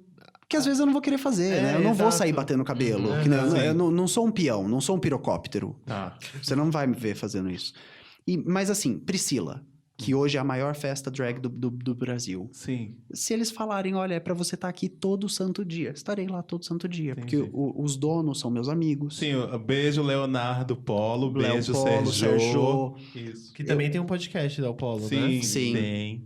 Sou apaixonado por eles, eu gosto do que a festa faz, gosto do que a festa significa, gosto das pessoas que vão à festa. Sim. Acho que é um público legal. Então eu me sinto ali, sabe, numa roda de amigos. Uhum. Fiz essa última Priscila agora da Trinity Sim. e eu fiz Green Light da Lorde. Sem ficar pelada. Sem ficar pelada. Mas fiz um show que entrava toda de preto e de repente o vestido era rasgado e tinha um verde embaixo brilhante. Olha aí, o review. É. E como você constrói as suas performances e geralmente, né, isso vai ter uma pergunta muito maior, mas as suas referências pra compor, por exemplo, um número musical, pra compor alguma coisa. Como você tem esse processo criativo? Porque é um processo criativo É um processo demorado, né? criativo demorado. Então, talvez seja por isso também que eu não topo. Temos uma festa aqui em Piraporinha do Bom Jesus. Você quer fazer Hang Up da Madonna? Ah, Flor, não, né? Porque tem uma coisa assim, eu preciso primeiro que Flor. Ai, Ô, Flor. anjo! Flor é tudo. Flor eu uso muito. Muito bom. Só que as pessoas, elas... E tem essa coisa, né? Delas já estão tão acostumadas de eu estar debochando... que às vezes eu tô tratando com carinho e a pessoa acha que... Tá sendo Ah, é zoado. totalmente relatable. Quando eu fui convidar o Guilherme, ele falou: Oi, anjo, tudo bem? Olha que demônia, me chamando de anjo. Amore. Oi, Flor! E então, primeiro, a música tem que grudar na minha cabeça. Então, por exemplo, o primeiro show muito grande que eu faço é abrir a Priscila para o Willam. E eu fiz Disintegration, do Monarchy, que é uma banda britânica. Por que eu estou... Eu tava lá. Você tava, menina? E foi um showzaço, né? Foi. Na minha frente ele não ia falar que foi uma bosta. Não, mas assim, eu nem gosto da Willan, não, mas é outro detalhe aí Sim. que eu posso contar depois, mas enfim, mas eu... E aí, eu ouvi, tava em casa, sei lá, lavando louça, estudando, fazendo qualquer coisa, e o YouTube tava no aleatório com clipes. De repente, começa o clipe de Disintegration, do Monarchy, com a Dita Von Teese, sobre uma dona de casa aprisionada em uma vida que ela não quer viver e seria melhor morrer. E o clipe é sobre isso. Falei, meu Deus. Assisti de novo. Falei, eu vou fazer um show com essa música. E aí esse show são 2 caras que brigam pela Rita e enquanto tá rolando um striptease muito maluco e no final ela tira toda a roupa e vai embora. E deixa os 2 no palco sozinhos. Aham, eu lembro muito desse show, sim. Porque terminou e disse, nossa. Jura? Que acabou assim? Jura? E aí, Green Light da Lorde. Cara, o dia que eu sentei pra ler essa letra e falar, você também, miga? Você também tá esperando essa luz verde que vai te tirar desse lugar no qual você estacionou seu carro? Você também tá esperando esse sinal divino pra falar, vai, faz, sai do lugar? Então, quando acontece isso comigo, quando a música fala comigo de uma forma que eu preciso fazer alguma coisa a respeito, eu vou lá e faço. E eu faço um show. E aí, como eu coreografo ele? Você vive uma verdade. Mas eu corro também pro YouTube, eu vejo todo mundo que já fez essa coreografia, eu amo Dancing with the Stars. Amo. Então, por exemplo, nesse Disintegration, eu ponho 2 passos que a Sophie Ellis-Bextor faz na temporada dela, que ela vai pro Dancing with the Stars. Ai, eu amo ela. Eu amo. Ela é um dos meus ícones. Se hoje estou em pé aqui é por causa dela e da Princesa Peach. E tem uma hora que eu subo numa cadeira e o bailarino me segura e faz um passo doble. Eu saio da cadeira girando e caio no chão. Peguei dela. Copy-paste. Mas com referência bibliográfica. E aí, Posso copiar o trabalho? Pode, só não faz igual. e põe ela e põe eu. É exatamente isso. Então é isso. Aí tem umas coisas, por exemplo, Seven Nation Army, essa. Tan, taran, tan, tan, tan. Eu faço com 2 leques de pluma. Sim. Que é um burlesco classiquérrimo que qualquer dançarina burlesca faz. Sim. Então, é isso, assim. Você vai afinando os seus interesses e os seus interesses vão te levando para suas próximas linguagens. Meu Deus do céu. E- É uma pergunta, aí vem um... é uma aula. É um masterclass. Um negócio, um masterclass. Vocês estão todos convidados para o curso revolucionário da Rita Von Hunt. Ai, vamos Nossa, sim. vamos muito. Eu vou sair dessa porta e vou estar montada, tenho certeza. É aquele gif de RuPaul da 4ª temporada, que ele abre a porta out of drag e quando ele passa pela porta, é a gente hoje. Vai ser exatamente assim. Champion. Deixa eu te falar, Fala, e a meu amor. qualidade das drags brasileiras em relação... Porque as pessoas assistem muito o RuPaul, Sim. então elas ficam esperando, por que não tem uma drag no Brasil? E tem várias drags no Brasil que Tem são várias maravilhosas. drags que não no Brasil. faltam. Você, a Ícaro, enfim, as Gingers. A Pantera. Márcia Sim. Pantera, a própria Márcia O falecido Pantera. Trio Milano também, que era incrível. Isso. Então, e aí eu queria saber dessa questão da qualidade do drag no Brasil, assim, como é que você vê? De uns tempos pra cá, eu tenho visto bastante as de fora, né? Sim, E principalmente as meninas, as Ru Girls. sim. Eu fiz essa pergunta especificamente porque eu lembro que numa das primeiras Priscilas, a Raja veio, Sim. né? Que ela era uma vencedora, Sim, uma queen sim. coroada e tal. E a Raja usou a mesma roupa em todas as apresentações. Sim. Em todos os shows ela usou a Sim. mesma roupa. E as pessoas reclamavam como é que ela faz isso, não Sim. sei o quê. E eu lembro da Raja chorando no backstage, vendo o show da Ícaro, por exemplo, dizendo: nunca vi uma drag igual e eu já viajei o mundo inteiro. Uhum. E aí naquele momento eu fiquei pensando, porra, né? E aí a gente tá aqui, tipo, exaltando um produto de fora, talvez. entendeu? Eu acho, Nada contra a eu Raja acho que a também. gente tem uma relação aqui no Brasil com o palco que a galera não tem lá fora. Não sei. Aham. Não sei o que é de verdade. Eu sei que o modernismo no Brasil, ele é diferente do modernismo na Europa, né? Sim. E aí talvez a gente tenha um dado bastante bacana.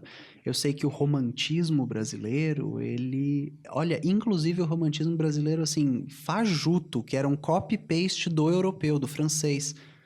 Tem umas, por exemplo, o Bom Crioulo.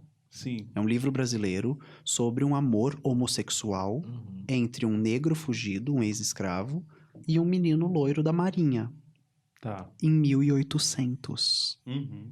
né? Oscar Wilde, na Inglaterra, em 1800, não tinha o culhão de produzir um romance homossexual. Sim.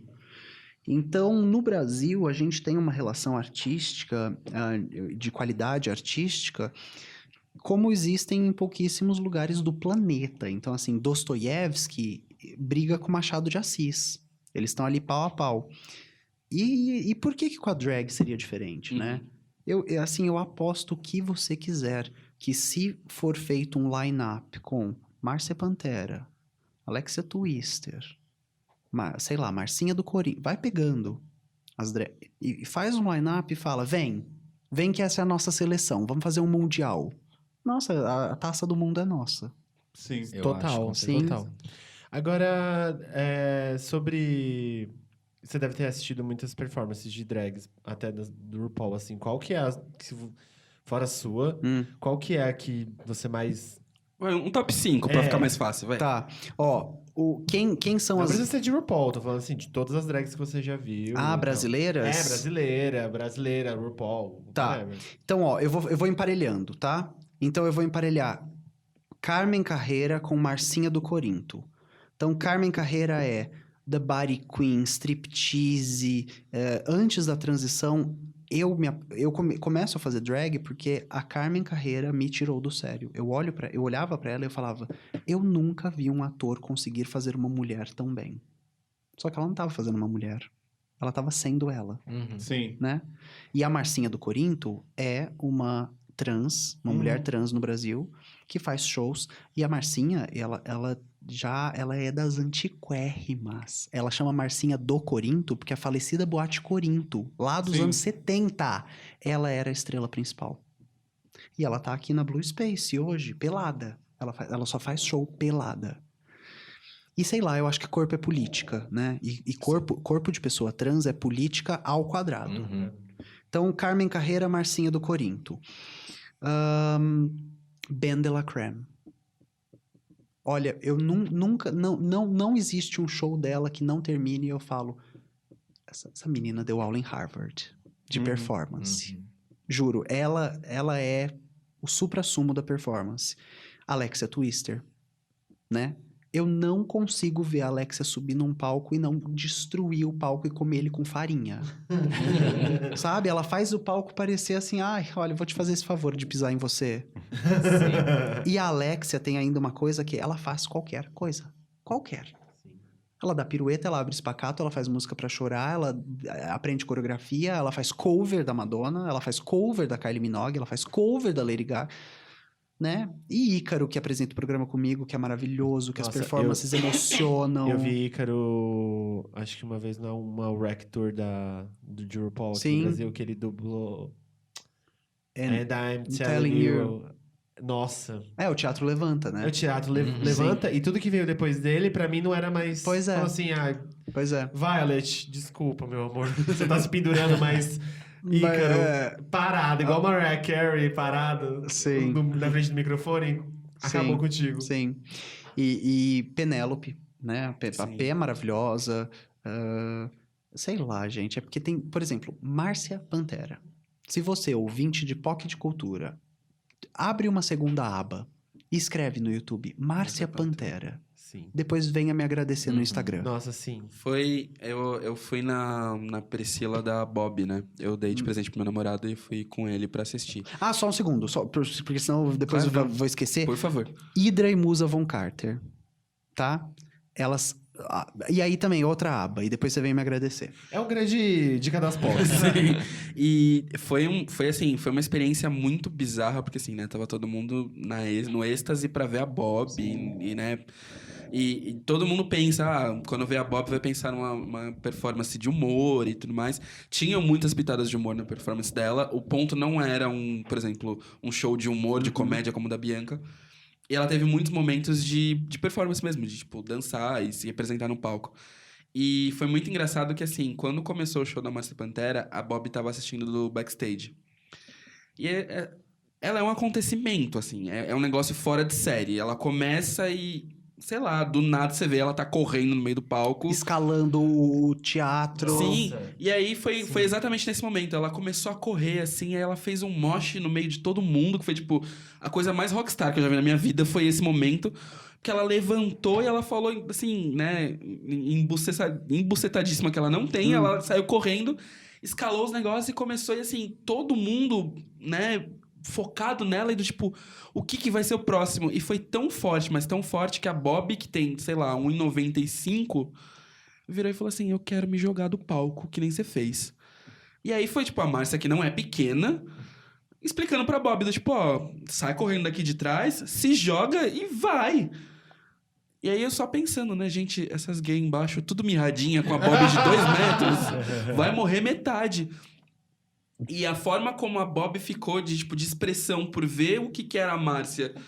E a Márcia virou e falou assim, gata, né, você tem muito pra aprender comigo. Vai e faz, Foi um negócio, assim, surreal. E isso me fez ficar apaixonado por ela, porque, assim, não só a performance, mas quando você vai entender o que é a Márcia, né, por fora. Tipo, você vê as A redes sociais história da dela, a Márcia. história dela, você fala, caralho, sabe? É. E como a gente não tá valorizando isso, né? Não, mas a gente vai morrer sem valorizar.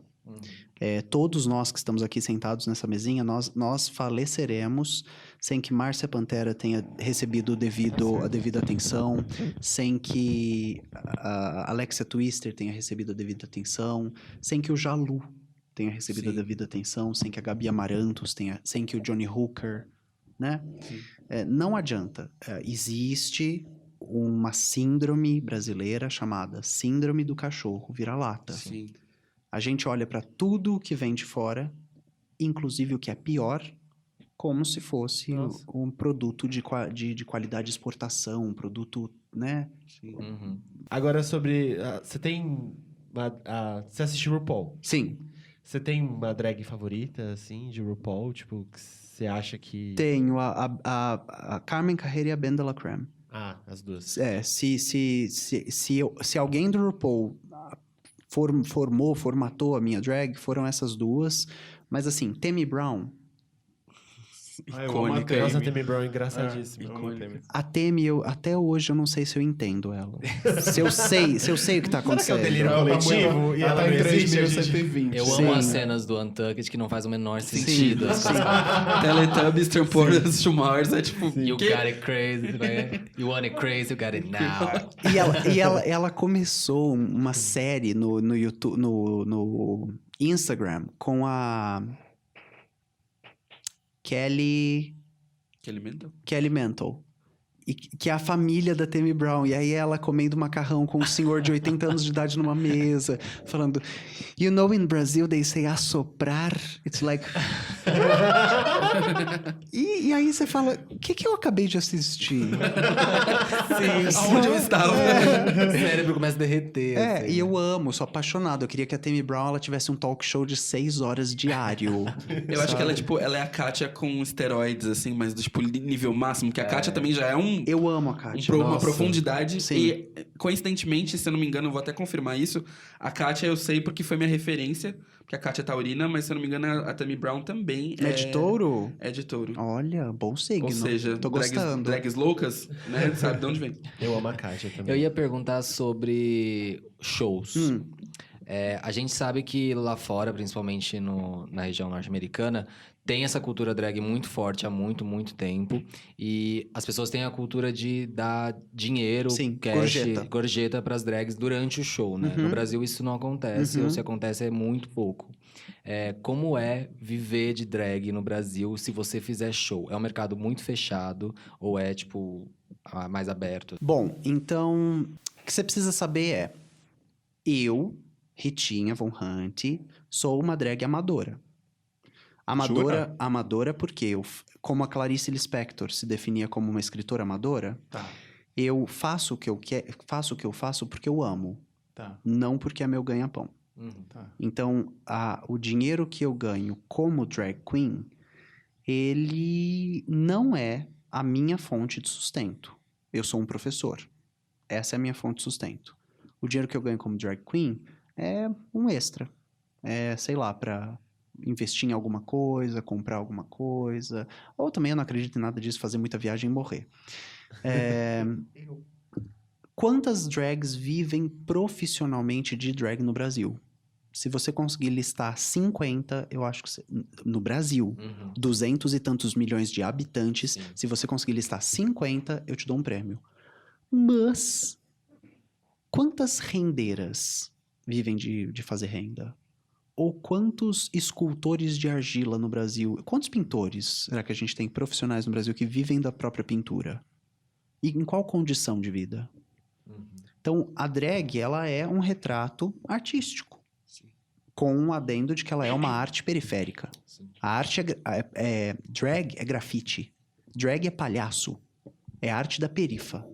Não é a arte da hegemonia. E a RuPaul, heroína, é a pessoa, né? Quando a gente estiver daqui a 300 anos estudando história, o Shakespeare e a RuPaul foram as pessoas que fizeram drag ser mainstream, né? O teatro grego, que mulher não subia no palco, então punha homem de mulher. O teatro elisabetano, que mulher não subia no palco, então punha homem de mulher. O teatro kabuki japonês, o teatro no. E a RuPaul foram os veículos que trouxeram esse conteúdo para o mainstream. Tiraram ele da perifa e puseram ele no centro. Sei lá, eu conheço umas 20. Não, acho que 20 eu chutei alto. Porque acabei de lembrar que algumas são maquiadoras famosíssimas. Acabei de lembrar que uma delas, que é um ícone para mim, também é professor. Então, não sei. Se você quer fazer drag, saiba que hoje, no Brasil, 2019, fazer drag é como se você decidisse que você quer pintar a óleo. Então, pinte. né? Qualquer expressão artística precisa de vazão. Você precisa dar vazão aos seus impulsos artísticos. Mas por que que o seu impulso artístico precisa pôr pão na sua mesa, né? O marxismo de raiz, o Karl Marx, ele pensava o artista como improdutivo, né? E, de certa forma, o artista é improdutivo. Mas agora contextualizando, ele é improdutivo no contexto de subsistência e mercadológico. Então, a arte, ela não é um produto. Ela não pode ser um produto. Ela não é manufaturada nesse sentido. E ela não. E assim, quem é você para colocar um valor numa música? Quanto vale a quinta do Chopin? Né? Põe, vai, coloca um precinho aí. Mona Lisa, vai, chuta o valor. Sabe? Que loucura é essa de querer. Quanto vale a Capela Sistina? O tetinho ali dela. Aquela mão de tinta que deram ali. Aquela mão de tinta foi a melhor bolinha aqui, assim, ó. Então a arte, ela não é um produto. E sujeitar a arte ao mercado é uma perversão. Eu fico imaginando, né, numa sociedade utópica e comunista, todo mundo trabalharia muito pouco, porque todo mundo trabalharia, e porque a gente colocaria as máquinas para trabalhar, e porque trabalhar seria uma abstração. Tipo, trabalhar seria: todo mundo tem comida, todo mundo tem roupa, todo mundo tem transporte. Beleza, o resto do tempo você usa para você. Então todo mundo seria artista também.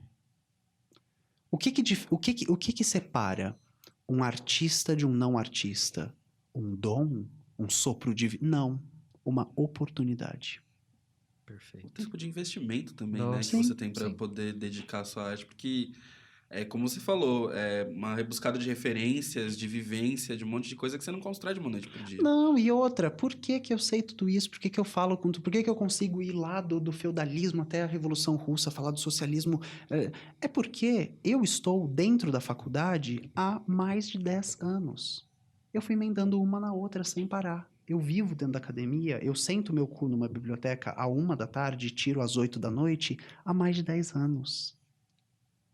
É um privilégio. Sim, E- totalmente. Então, só que eu escolhi transformar o meu privilégio em ferramenta de revolução. Você nunca vai me ver falando, ai, olha como eu sei, que bonitinho. Não. É tipo, tá, agora que você sabe isso, vai fazer alguma coisa com isso, por favor. Agora que a gente falou tudo isso nesse podcast, faz alguma coisa com tudo que você ouviu. Leva pra algum lugar. Espalha pra mais alguém. Nossa, mas eu vou sair daqui. Me rasgando, né? Eu vou postar todos os meus textos que eu tenho parado. Lá. Pois é. Porque às vezes um texto seu pode fazer com que um menino do interior de Goiás descubra que ele é o próximo Dostoiévski. Sim. É isso que a gente pensa muito com o podcast, né? Quando você falou que você começou a Rita, deu vida a ela sem essa ideia de ganhar fama e dinheiro com isso, é muito parecido com a nossa história também. A gente começou assim, vamos falar com quem precisa ouvir. A gente hoje... Quem quer ouvir E com também. quem, com quem quer, mas com quem precisa. Quem não sabe que precisa ouvir sim. as nossas vivências, saber que existe luz no final do túnel, aprender coisas. Por exemplo, esse é um episódio que, caralho, muita gente vai aprender muita coisa, do mínimo ao extremo, sabe? Sim. Um conhecimento que não se mensura também. né? E aí a gente traz vivências de pessoas transexuais, de outras pessoas negras, e aí a gente vai dando essa oportunidade para as pessoas mesmo ouvirem, entenderem e construírem. E criar uma rede. Isso, e criarem uma rede de apoio e se sentirem abraçadas um pouco. Então, o nosso ganho maior até hoje, claro, marca se quiserem, não, né? Estamos de olho aí, Estamos de tá? olho. Mas o nosso maior ganho é quando a gente recebe e-mails de tipo, vocês fizeram a gente, vocês me fizeram sentir feliz num dia ruim, Sim. ou eu me aceito hoje, ou eu conversei com meu pai hoje sobre a minha Procurei um sexualidade. terapeuta. Procurei um Sim. terapeuta. O que mais me toca, a gente já recebeu algumas mensagens dessas, assim, e pra mim é muito o que você falou, assim, né? De não ter essa relação de fã e ter a relação de amigo, porque eu acho que quando você coloca em fã, você coloca como você não sendo uma pessoa atingível e acho que isso Exatamente. prejudica Coloca num muito. pedestal. E quando uma das primeiras mensagens que a gente recebeu, assim, né, de grupo e até mesmo individual, quando vem falar alguma coisa, é do tipo, eu aprendi muito com vocês, pra mim é a luz que vem de... Tá, é o caminho, entendeu? Porque se eu sei que eu consigo compartilhar o meu conhecimento e o meu entendimento de vida e transformar, né, a esfera que está sendo vista para a pessoa de uma outra forma, é a chance que eu tenho de continuar fazendo, sabe? Eu acho que é uma munição muito boa. E eu percebo muito isso em você, assim, né? Como você usa o conhecimento como munição, não só para construir tipo, né, o tanto de pessoas que estão à sua volta, mas também para construir no sentido de ir colocando ali cada vez um tijolinho mais para, né, transmutar esse conhecimento, essa energia toda Sim, que está em sim. você. Tem uma coisa que eu penso muito forte, que as ciências humanas, elas servem para melhorar os humanos. Sim. Né? E de todas as ciências, elas são as mais fundamentais, porque são elas que trabalham a humanidade. E sem São humanidade... sempre as mais atacadas, né? Claro, e primeiro, né? Porque se desmonta ela, é muito fácil desmontar o resto. Mas sem a humanidade, de que serve o resto, Total. né? A sua ponte que conecta Londres a Madrid, o seu trem que cruza, o seu, né? Tá, mas para que serve isso sem humanidade, sem seres humanos melhores, sem, né? Vamos Ai, considerações finais. Nossa, eu queria Estamos que chegando esse episódio papo durasse- fosse eterno, mas eu queria não vai que dar, esse gente. episódio durasse um ano, pelo menos. Porque, inclusive, tá passando o RuPaul agora. Rita, fale suas considerações finais, um recadinho pra audiência. O que você daria de Se recado você- pra uma dragzinha que está lá É. no âmago, lá do interior de Goiás? Sim. Piraporinha do Oeste está te Sim. ouvindo agora. Bom Jesus. É. Olha, saiba que a gente só passa aqui, desse jeito que é aqui, uma vez. Então, faça valer a pena, sabe?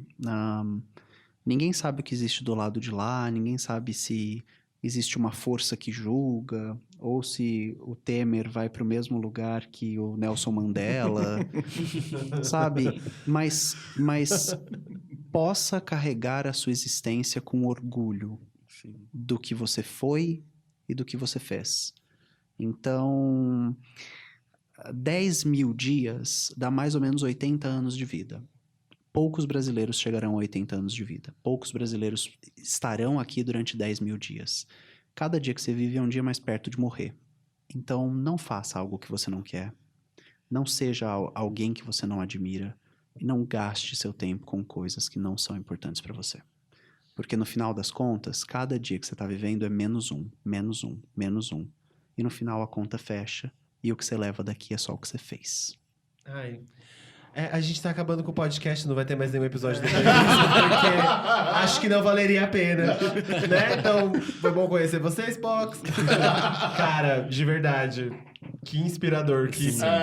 Eu sabia que ia ser bom, porque eu sou seu fã, Que assisto bom. você no Drag Me As a Queen e tal. Só que eu não tinha ideia de que ia ser Sim, assim. que ia ser bom. maravilhoso, Meu Deus do céu. né? Que bom, fico É incrível. feliz. Então, vamos para a dica das Pox? Vamos. Pode começar.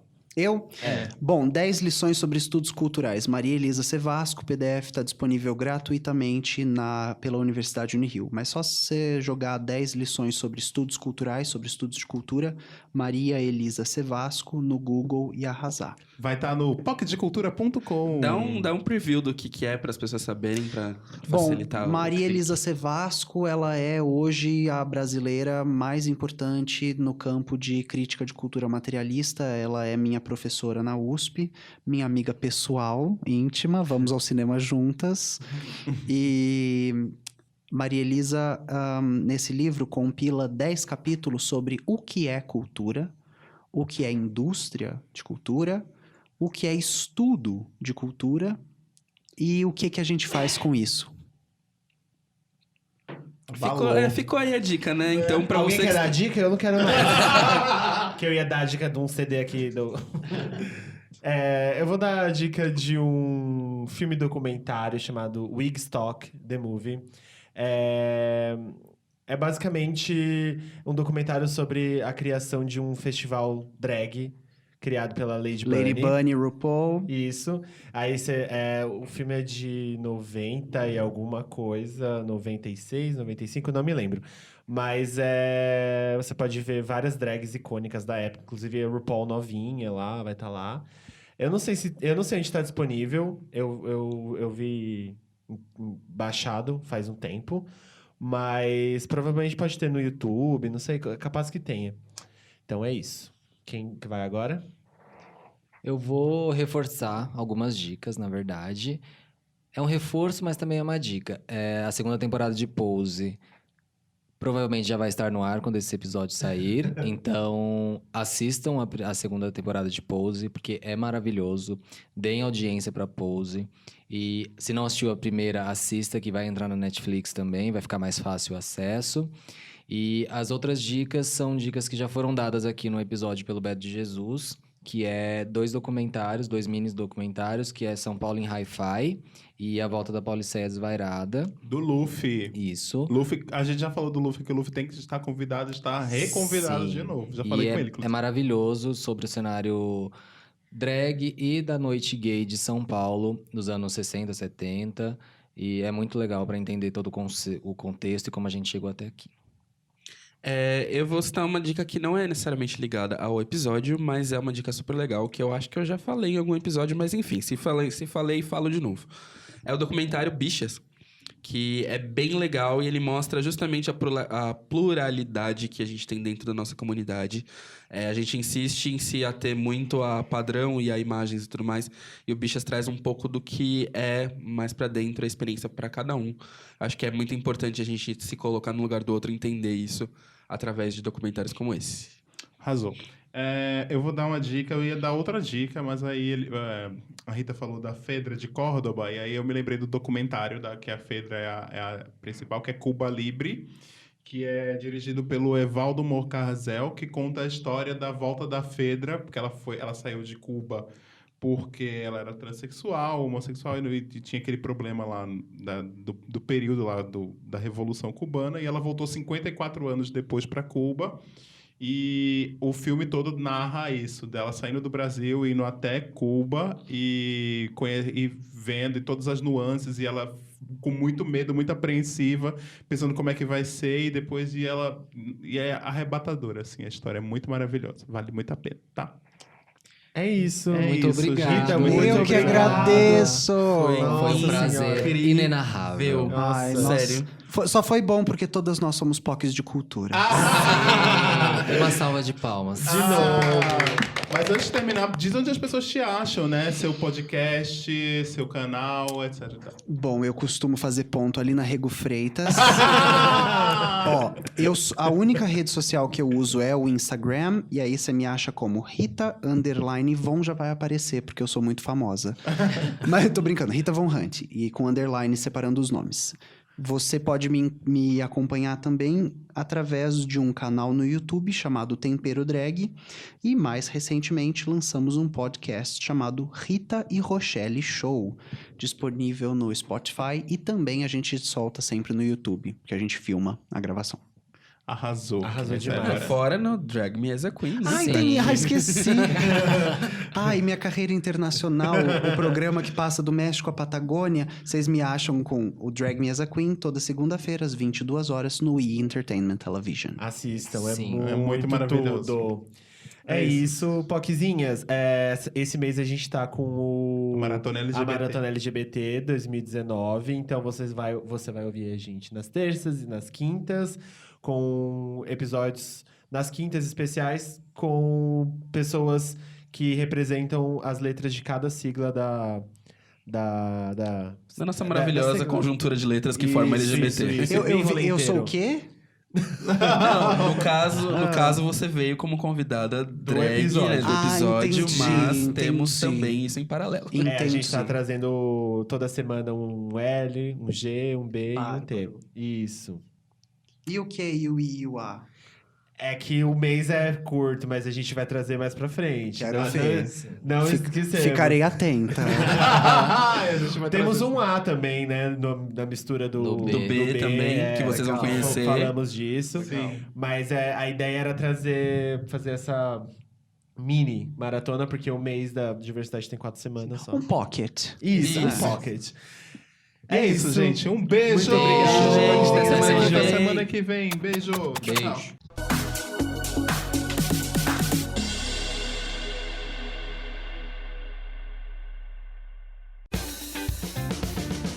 Esse podcast é apresentado por Toribá. Para outros programas, acesse toribacomunicação.com.br.